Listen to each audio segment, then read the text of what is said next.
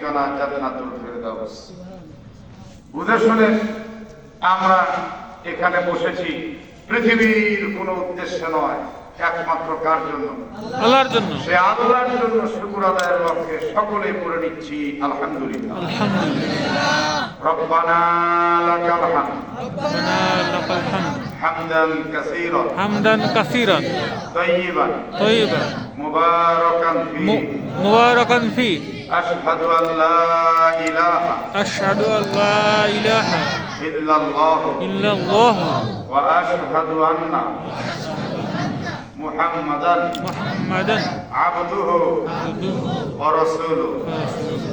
জবান বন্ধ না রেখে আল্লাহর দেওয়া জবান ব্যবহার করে উচ্চ আওয়াজে পড়ছি লা ইলাহা লা ইলাহা ইল্লাল্লাহ ইল্লাল্লাহ মুহাম্মাদুর মুহাম্মাদুর রাসূলুল্লাহ। রাসূলুল্লাহ। এই কালেমাটা সবাই আমরা পড়ব, সব সময় পড়ব। রাজি আছি ইনশাআল্লাহ? ইনশাআল্লাহ। দেখুন, মা বোনেরা প্রচুর এসেছেন, আপনারা সবাই শুনুন। সবার জন্য ঢালাওভাবে বক্তব্য হচ্ছে। কোরআন কিন্তু কারো জন্য পার্সোনাল নয়, সবার, নারীর জন্য যেমন পুরুষের জন্য তেমন। এই যে প্রথমে আমরা হামদান কাসীরান বললাম, এটা সহিহ হাদিস এবং এর প্রচুর ফাজাইল আছে। এই বাচ্চা বসো, শুরুই করলাম না, আগে উঠতেছো। কেউ ডাকছে না? পেশাব লাগছে? পেশাব লাগলে যাও। পেশাব লাগে নাই, কাকে জানি খুঁজতেছিল। কালেমা শাহাদাতের ফজিলত আছে। একটি ফজিলত বলতে গেলে আমার আলোচ্য বিষয় ভিন্ন দিকে চলে যাবে। একটি হাদিস শুধু আপনাদেরকে বলি। আল্লাহর হাবিব বলেন, মান কানা আখিরু কালামিহি লা ইলাহা ইল্লাল্লাহ দাখালাল জান্নাহ। সুবহানাল্লাহ পড়ে। সুবহানাল্লাহ। নবীজি বলেন, যে ব্যক্তির জীবনের শেষ কালেমা হবে লা ইলাহা ইল্লাল্লাহ দাখালাল জান্নাহ, আল্লাহ তাবারাক ওয়া তাআলা তাকে জান্নাতে প্রবেশ করাবেন। তর্জমাটা বুঝতে হবে, যার জীবনের শেষ কালেমা লা ইলাহা ইল্লাল্লাহ। এখন আমাদের জীবনের শেষ কালেমা কখন হবে এটা আমরা কেউ জানি না, কি হবে তাও জানি না। আজকে যারা আমার কলিজার টুকরা যুবকেরা বসেছেন, ছোট ভাইরা বসেছেন, আমার চাইতে বয়োজ্যেষ্ঠরা বসেছেন, সমসাময়িক যারা তারা বসেছেন, পর্দার আড়ালের মা বোনেরা বসেছেন, আমি প্রত্যেককে দৃষ্টিপাত করছি, আলোকপাত করছি, অবগত করছি। আজকের এই মাহফিল থেকে আমরা বাড়ি পর্যন্ত যেতে পারবো কোনো গ্যারান্টি আছে না। আজকে রাত্রে আমরা যারা ঘুমাবো, কাল সকালবেলা সেই ঘুম থেকে উঠতে পারবো, এর কোনো গ্যারান্টি আছে না। সুতরাং এই হাদিসটার আমল আপনারা সবাই ধরবেন, এটা আমার অনুরোধ। আপনি বাইসাইকেল চালাচ্ছেন, দুই হাত দুই পা কাজ করছেন, চোখ দিয়ে দেখছেন, কান দিয়ে শুনতে পাচ্ছেন, জবানে আপনার কোনো কাজ নাই। মোটরসাইকেল চালাচ্ছেন, সেম, দুই হাত দুই পা দুই কান দুই চোখ কাজ করে, আপনার কিন্তু জবানের কোনো কাজ নাই। যারা কৃষি কাজ করেন তারাও হাত পা দিয়ে কাজ করছেন, চোখে দেখতে পাচ্ছেন, কান দিয়ে শুনতে পাচ্ছেন, জবানে কোনো কাজ নাই। পাশাপাশি পর্দার আড়ালে আমার যে সমস্ত সম্মানিতা মা ও বোনেরা রয়েছেন, আপনারা যখন রন্ধনশালায় কাজ করেন, দু হাত দু পা কাজে লাগাচ্ছেন, চোখ দিয়ে দেখছেন, তরকারি কুটতেছেন, চাউল ধুচ্ছেন, রান্না করছেন, বাড়িঘর পরিষ্কার করছেন, উঠান আঙ্গিনা ঝাড়ু দিচ্ছেন, জবানটা কোনো কাজ করে না। এই জবানে সদা সর্বদা বলতে থাকেন লা ইলাহা ইল্লাল্লাহ, লা ইলাহা ইল্লাল্লাহ, লা ইলাহা ইল্লাল্লাহ। আপনি চাষতলে গিয়ে বসেছেন, এই চাষতলে 10 জন মিলে চিল্লা হাল্লা আদাবাদা গল্প করে, আপনি শুধু একটা চা খাবেন আর চলে আসবেন। কিন্তু 10 জন চিল্লা চিল্লি করে আপনি চায়ের অপেক্ষায় না থেকে আপনি জবানটা দাঁড়িয়ে দাঁড়িয়ে পড়ছেন লা ইলাহা ইল্লাল্লাহ। আপনার প্রতিবেশী, আপনার পার্শ্ববর্তী চাষতলে আরো চাখর যারা আছে, কেউ বুঝে নাই আপনি কি করলেন, কিন্তু জবানে জবানে লা ইলাহা ইল্লাল্লাহ বলার সঙ্গে সঙ্গে ওই আল্লাহর সঙ্গে আপনার যোগাযোগ হয়ে গেছে। দেখেন, তিনটা তাসবিহ বলি, এই তিনটা তাসবিহ সাধারণত আপনারা বলতে এই দুই ঠোঁট একসঙ্গে লাগবে। দেখেন, সুবহানাল্লাহ বলেন, সুবহানাল্লাহ। প্র্যাকটিক্যাল করেন, এই দুই ঠোঁট লাগছে না লাগে না? লাগছে। লাগছে না? আচ্ছা, এরপরে বলেন আলহামদুলিল্লাহ। আলহামদুলিল্লাহ। লাগছে না লাগে? লাগছে। এরপরে বলেন আল্লাহু আকবার। আল্লাহু আকবার। আল্লাহু আকবার, এটা পা দুই ঠোঁট লাগছে না লাগে? লাগছে। সুবহানাল্লাহ, আলহামদুলিল্লাহ, আল্লাহু আকবার বললে দুই ঠোঁট লাগবে। আর কেউ তাকালে বুঝতে পারবে আপনার ঠোঁট নড়ছে, আপনি কিছু একটা বলছেন। আস্তে বললেও বুঝতে পারবে, যেহেতু ঠোঁট বারবার বাড়ি খাচ্ছে একটা আরেকটার সাথে। কিন্তু লা ইলাহা ইল্লাল্লাহ, জিহ্বা নড়বে, দুই ঠোঁট নড়বে না।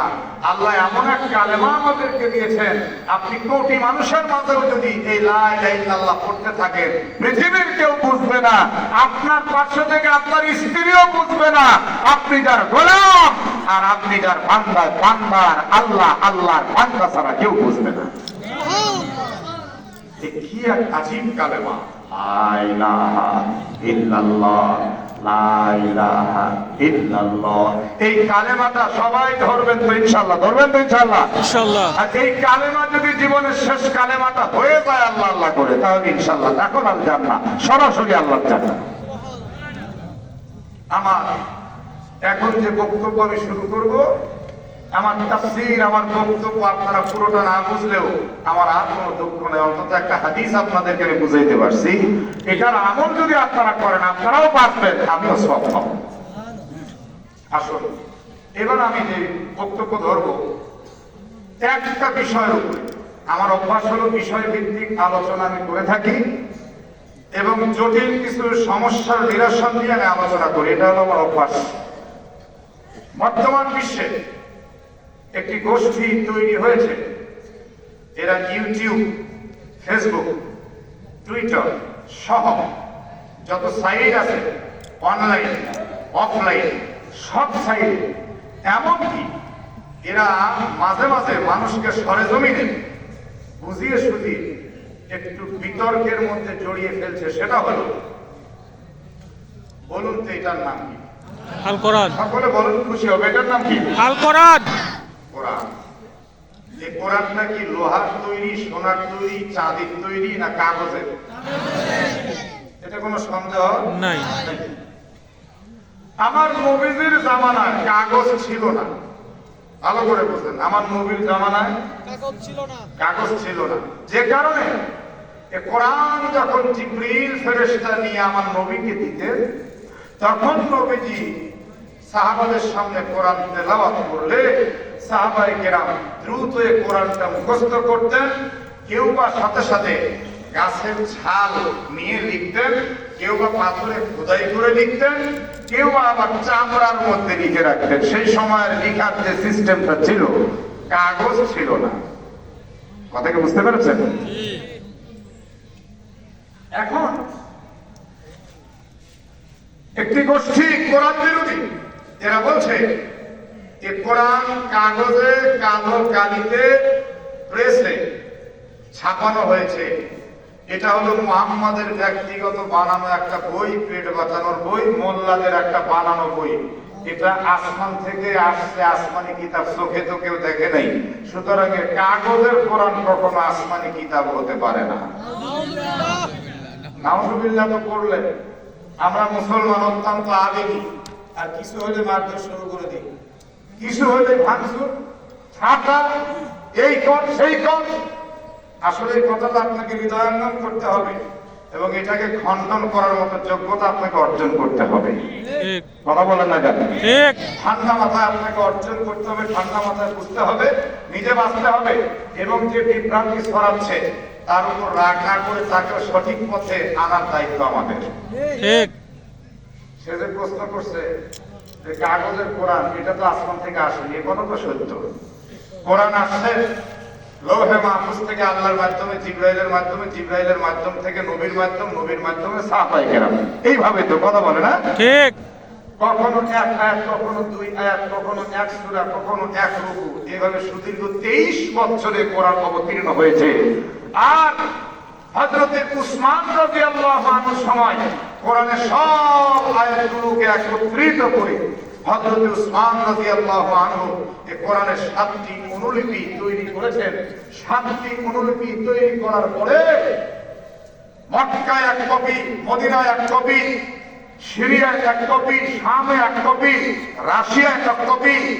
আপনারা যারা হাজী সাহেব হজ করতে গেছেন দেখছেন কিনা আমি জানি না, আল্লাহ তাআলা আমাকে এই চোখ দিয়ে দেখিয়েছেন। মদিনায় মসজিদে নববীতে একটি দরজা আছে বাবে উসমান।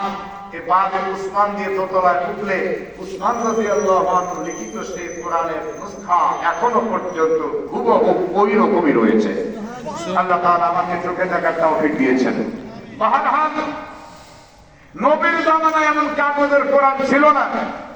এখন নাস্তিকরা বলছে কোরআন আল্লাহর বাণী, আসমানি কিতাব। এটা বুঝবো কেমন? এটা তো কাগজের একটা কিতাব। যেমন একটা বাংলা বই, যেমন একটা অঙ্ক বই, যেমন একটা ইংরেজি বই, সেটাও কাগজের, কোরআনও কাগজের। সেগুলি অক্ষরও কালো কালার, কোরআনের অক্ষরও কালো কালার। সেগুলিও বাইন্ডিংস আর বাধাই করা হয়েছে, কোরআনও বাধাই করা হয়েছে। এটাই সে আসমানি কিতাব, তার প্রমাণ কি? আমার আলোচ্য বিষয় একটাই, আপনারা কি শুনবেন?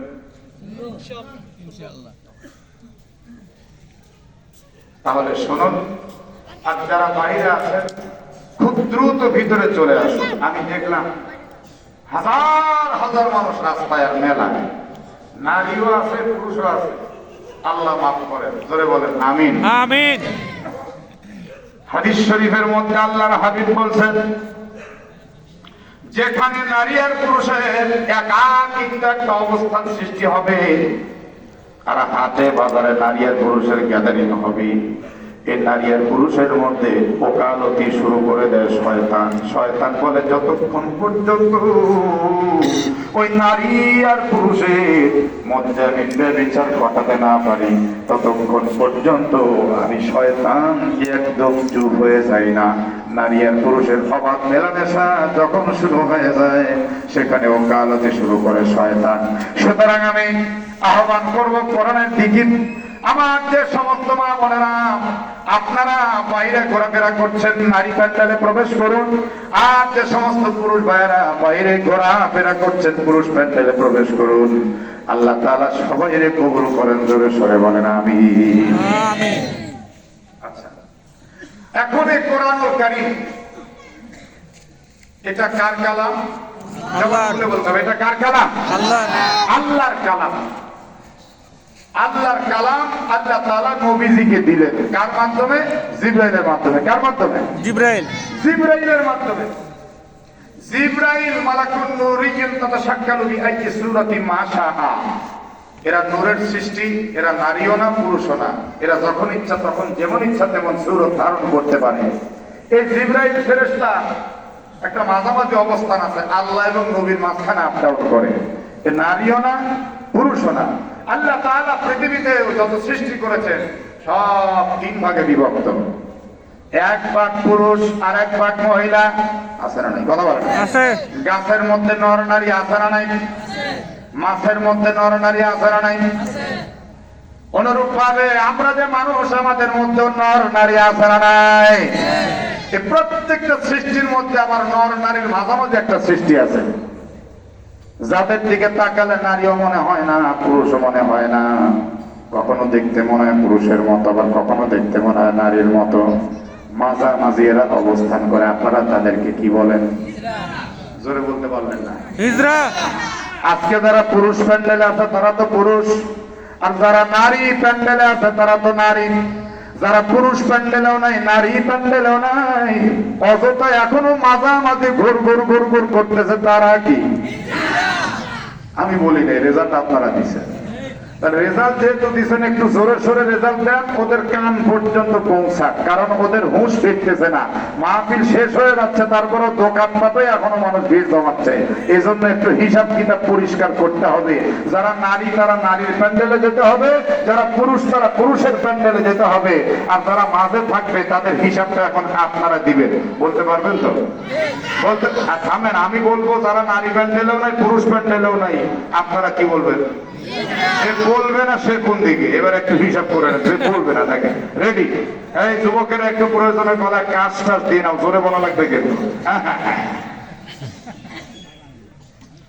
যারা নারী প্যান্ডেলাও নাই, পুরুষ প্যান্ডেলাও নাই, তারা কি হিজরা। মোটামুটি হয়েছে, তাও নির্বাচনে যেভাবে মিছিল করছে ওইভাবে হয়। রেডি। যারা নারী প্যান্ডেলাও নাই, পুরুষ প্যান্ডেলাও নাই, তারা কি হিজরা। আরো জোরে হিজরা। করছে বলুন, হিজরা। আর একবার হিজরা। বুঝুকা।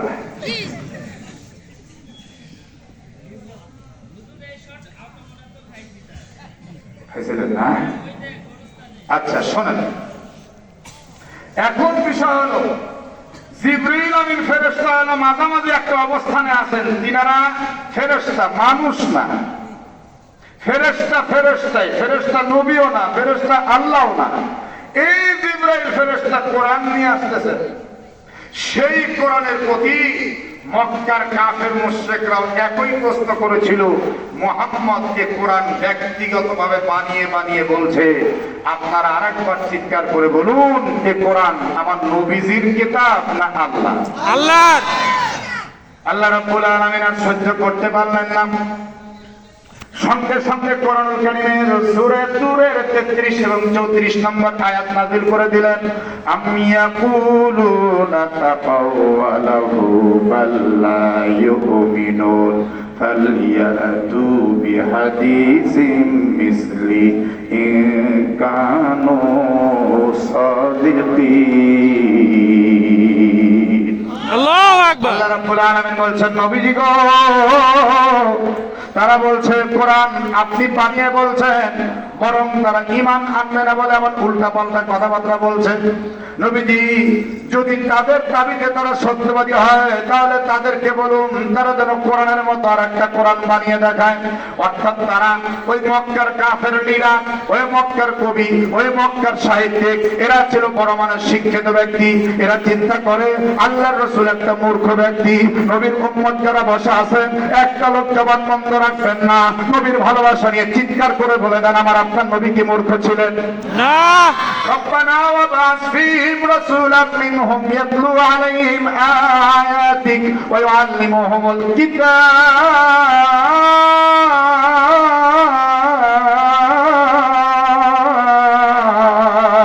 আল্লাহু আকবার। যে ব্যক্তি কিতাব পায় আল্লাহর পক্ষ থেকে, সে কখনো মূর্খ হতে পারে? আল্লাহ নবী বরং বলেছেন, বয়স্তু মুআল্লিমান, আমাকে শিক্ষক রূপে প্রেরণ করা হয়েছে। বন্ধুগণ, শিক্ষিত না হয়ে কেউ কখনো শিক্ষক হতে পারে না। আল্লাহর রাসূল হলেন উম্মতের শিক্ষক।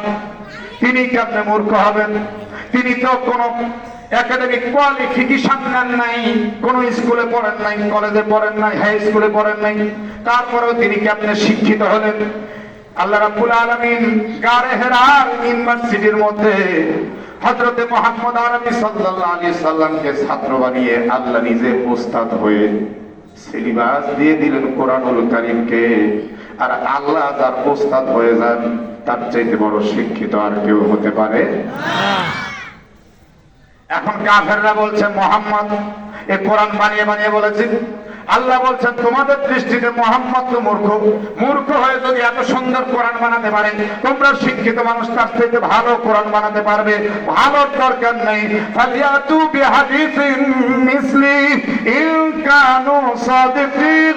যদি তোমাদের দাবিতে একটু পরপর নাড়ানাড়ি করেন, সমস্যা নেই, এখানে একটা সিলেক্ট করেন, সত্যবাদী হও, তাহলে কোরআনের মতো আর একটা কোরআন বানিয়ে দেখাও। কোরআন প্রেমী যারা আছেন, এবার ঠিক আছে আর নাড়াচাড়া করা যাবে না। কোরআন প্রেমী যারা আছেন, একটা আওয়াজ দিয়ে জানিয়ে দেন, এই কোরআনের মতো আর একটা কোরআন কেউ কি বানাতে পারবে? না। সম্ভব না।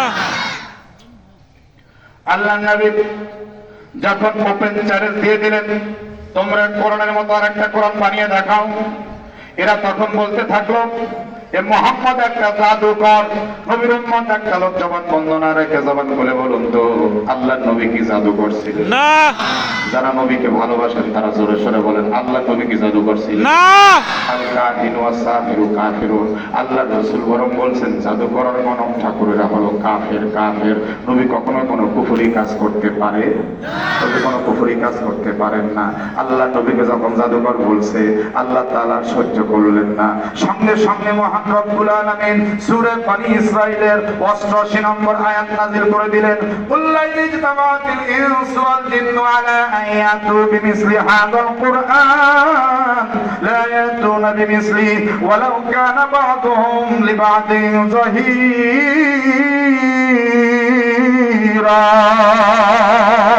আল্লাহু আকবার। আল্লাহ তাবারাক ওয়া তাআলা বলছেন নবী গো শক্ত করে চ্যালেঞ্জ দেন, হালকা করে দিলে হবে না। জোরে কোন আল্লাহু আকবার। আল্লাহু আকবার। মাঝে মাঝে দেখবে আমাদের অনেক ইমাম সাহেব, অনেক মুয়াজ্জিন সাহেব, অনেক মাদ্রাসার ওস্তাদ, অনেক হাফেজ সাহেব একটু হালকা করে বলে যে আমি ওই আসি কোন রকম অমক মক্তবে পড়াই। বলে না? বলে না? আমি বলি আপনি শক্ত করে বলবেন।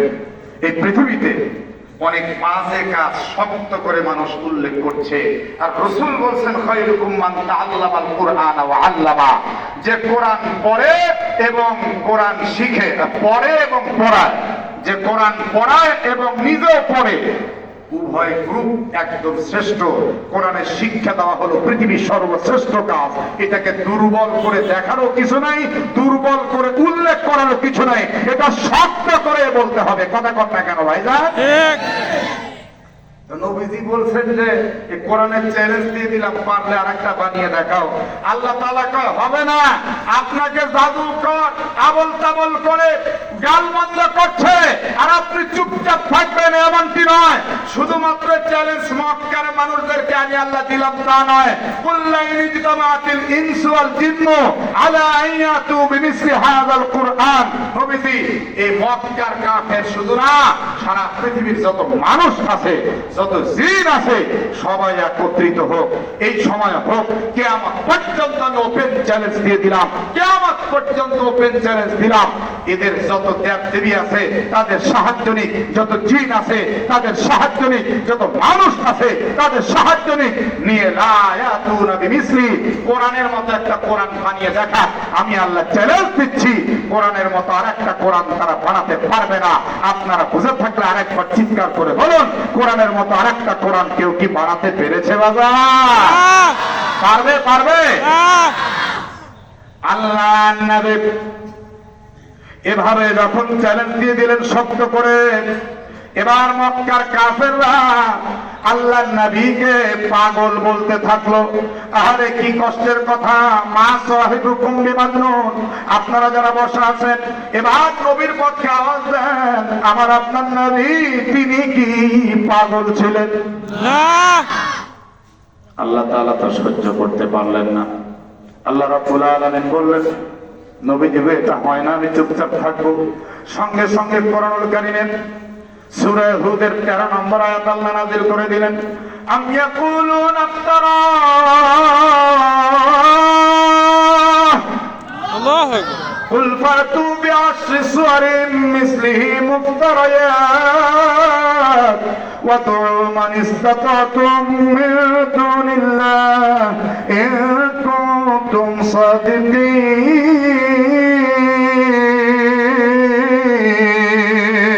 আল্লাহু আকবার।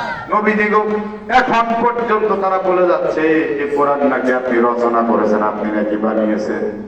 ইয়া রাসূলুল্লাহ, ইয়া হাবিবাল্লাহ, সর্বপ্রথম আমি তাদেরকে চ্যালেঞ্জ দিয়ে দিয়েছিলাম পুরা 30 পারা কোরআন বানিয়ে আনতে। একটু জবান খুলে কি বলা যায় কোরআন কয় পারা? 30 পারা। যুবকরা একটু জোরে বলো না রে ভাই, কয় পারা? 30। সর্বপ্রথম আল্লাহ চ্যালেঞ্জ দিয়ে দিলাম 30 পারা কোরআনের মতো আর একটা কোরআন বানিয়ে দেখাও। আল্লাহ এই মুহূর্তে চ্যালেঞ্জ দিয়ে দিচ্ছেন 30 পারাও না, 15 পারাও না, 5 পারাও না, 10 পারা দূরের কথা, 1 পারাও না। ফাতু বিআশরি সুওয়ারিন মিন মিসলিহি মুফতারিয়াত, কোরআনের সূরার মতো মাত্র 10টি সূরা তোমরা বানিয়ে দেখাও। আল্লাহ একটু একটু করে নিচে নামতেছেন।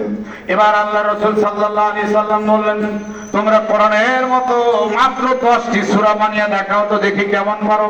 কাফের মুশরিকরা এবার আল্লাহর রাসূলকে বলতে থাকলো, মুহাম্মদ একটা মিথ্যাবাদী, মুহাম্মদ একবার কয় 30 পারা কোরআন বানাও, আবার কয় 10টা সূরা বানাও। নবীর উম্মত একবার জবান খুলে বলুন তো, আল্লাহর রাসূল জীবনে কোনদিন মিথ্যা বলেছে? না। আমাদের দেশে কিছু বক্তা আছে, ওয়াজ করে এমন আবেগী আর এমন বিষয় বলে যা কোরআনের বিরুদ্ধে চলে যায়। একদিন এক বক্তা স্টেজে বসে আবেগ ঘন বক্তব্য দিচ্ছে, বক্তাও কাঁদছে, শ্রোতারাও কাঁদছে। বক্তা বলছে, মক্কার কাফেরেরা আল্লাহর রাসূলকে জাদুকর বলেছে সত্য, মক্কার কাফেররা আল্লাহর রাসূলকে পাগল বলেছে সত্য, কিন্তু কোনদিন মিথ্যাবাদী বলেনি। শ্রোতাও কান্দে, বক্তাও কান্দে। আমি আর ঠিক থাকতে পারলাম না, আমি বক্তার কানে কানে বললাম, আল্লাহর রাসূলকে কাফেররা মিথ্যুকও বলেছে। উনি তখন আমার উপর একটু রেগে গিয়ে বললেন, উনি চট করে রেগে, উনি যদি চুপচাপ আমার কানে কানে কথা বলতো ওনারও সম্মান বাঁচত। কি বলেন, তাই না? ঠিক। উনি একদম নিজেকে জাহির করে বড় বানানোর চিন্তা করলেন। আপনি চুপ থাকেন, আপনি যেটা জানেন না সেটা নিয়ে বলবেন না। আমি বললাম, মিথ্যাবাদী বলছে। উনি তখন বলে, আপনি দেখাতে পারবেন? আমি বললাম, আপনাকে পরে দেখাবো, এখন চুপ থাকেন। না, এখন দেখাতে হবে। বললাম, তাহলে মাইক দেন। আর কি রক্ষা আছে? মাইক দেন, বসে না। বক্তারে কইলাম, কোরআন কি পুরা 30 পারা আপনি পড়ছেন, তরজমা করছেন, তাফসীর করছেন? কয়, হ্যাঁ করছি। কতবার করছেন? কয়, বহুবার। কইলাম, তাহলে সূরা সদ পড়েন নাই? 23 নম্বর পারায় সূরা ইয়াসিনের পরের সূরা, আপনারাও বাড়িতে গিয়ে দেখতে পারবেন। রেজাউল করিম নাটোরী কোনো বানানো বক্তব্য কখনো দেয়নি, দিবে না ইনশাআল্লাহ। কোরআন শরীফের 23 নম্বর পারায় সূরা ইয়াসিনের পরের সূরার নাম সূরা as-সাফফাত, তার পরের সূরা সূরা সাদ। সূরার নাম কি? সূরা সাদ। এই সূরা সাদের শুরু থেকে পড়বেন, দেখেন। সাদ ওয়াল কুরআনি যিকর বালিল্লাযীনা কাফারু ফী ইজ্জাতিন ওয়া শিকাক কাম আহলাকনা মিন ক্বাবলিহিম মিন কারনিন ফানাদাউ ওয়া লা তাহিনা মানাস ওয়া আজিবু আন জাআহুম মুযিরুম মিনহুম ওয়া ক্বালা আল কাফিরুনা হাযা সাহিরুন কাযযাব।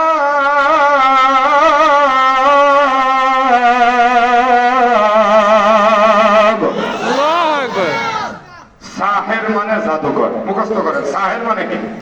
সবাই বলেন, সাহের মানে কি? জাদুকর। আর কাযযাব মানে মিথ্যাবাদী। কাযযাব মানে মিথ্যাবাদী।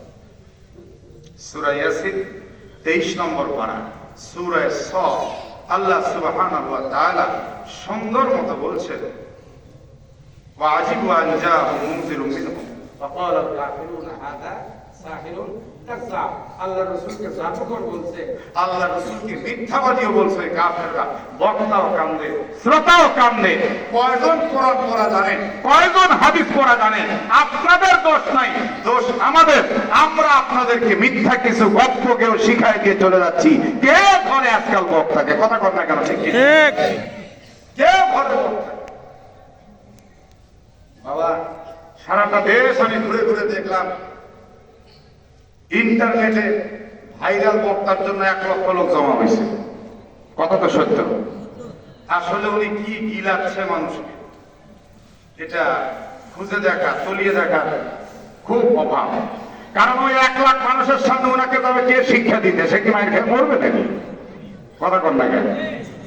এখন জনগণ যাচ্ছে, হুজুর কোরআন বলছে, হাদিস বলছে। এই বাংলাদেশে শিয়াদের বক্তা আছে, শিয়া। আপনি চিনবেন না, ইন্টারনেটে সার্চ দিলেন, বক্তা এসে ওয়াজ করা শুরু করলো কোরআন দিয়ে। আপনি চিন্তা করছেন, চমৎকার বক্তব্য দিচ্ছে। এই বাংলাদেশে কাদিয়ানীদের বক্তা আছে, এই বাংলাদেশে বিতর্ক সৃষ্টিকারী বক্তার অভাব নাই। এ কথা বলেন না কেন? ঠিক কিনা? তবে হ্যাঁ, আল্লাহ রসুলকে কাফেররা জাদুকর বলেছে, পাগল বলেছে। আল্লাহর রসুলকে মিথ্যুক বলেছে, কিন্তু আল্লাহর রসুলকে কোন কাফের চরিত্রহীন বলে নাই। আল্লাহু আকবার বলেন। আল্লাহু আকবার।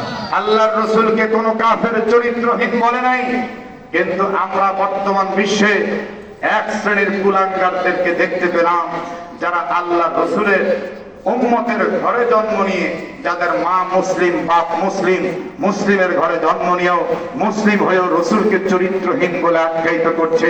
ইন্টারনেট, ইউটিউবে সদা সর্বদা আল্লাহর রসুলকে গালমন্দ করে যাচ্ছে। এরা আল্লাহর রসুলকে গালাগালি শুধু করে না, এরা বলছে মুহাম্মদ সে ছিল একটা চরিত্রহীন। আরে নাউজুবিল্লাহ বলেন না কেন? এবং বলছে এই মুহাম্মদ সে তো ছিল নারী লিপ্সু।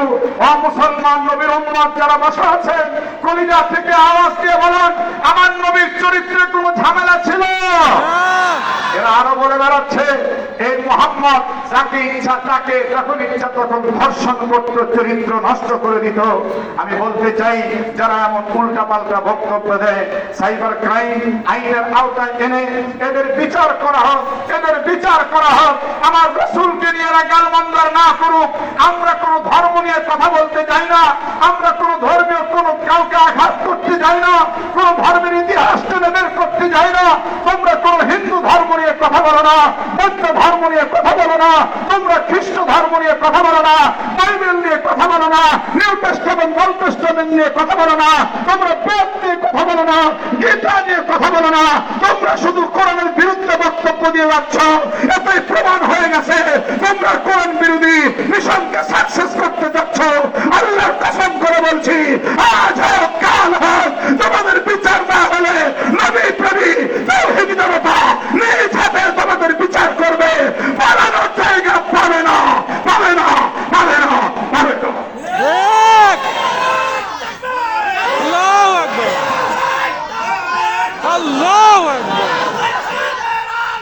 ঘরে ঘরে জালো, ঘরে ঘরে জালো। আল্লাহু আকবার। প্রিয় হাজার মজলিস, নবীর ইজ্জত যদি সংরক্ষণ না হয়, আমার আপনার মুসলমান দাবি করার জায়গাটা কোথায়? কথা বলেন না কেন? ঠিক কিনা?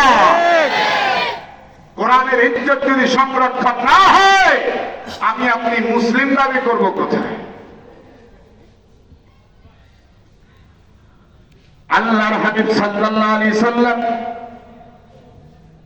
যখন তাদেরকে বললেন, তোমরা 10টি সূরা বানিয়ে দেখাও, কেমন পারো? মনে আছে না? আছে। প্রথমে কয় পারার জায়গা দেওয়া হয়েছিল?